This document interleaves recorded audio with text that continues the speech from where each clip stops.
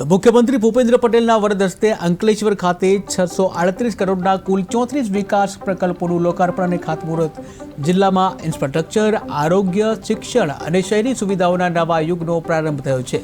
મુખ્યમંત્રી ભૂપેન્દ્ર પટેલના હસ્તે ભરૂચ જિલ્લાના અંકલેશ્વર રોડ ખાતે રોડ બિલ્ડિંગ, શહેરી વિકાસ, શિક્ષણ, રમતગમત અને આરોગ્ય જેવા વિવિધ વિભાગોના 638 કરોડના કુલ 34 કામોનું જે જાહેરાત કરવામાં આવી હતી। ત્યાં ગ્રામીણ રસ્તાઓના વિસ્તૃતીકરણ, શહેર ડ્રેનેજ વ્યવસ્થા, પેવર બ્લોક અને શાળાઓમાં ઓરડાઓ, આરોગ્ય કેન્દ્ર અને સ્પોર્ટ કોમ્પ્લેક્સ જેવા વિકાસ કાર્યોનો લાભ આજના સમારંભમાં લોકોએ મેળવી શક્યો હતો।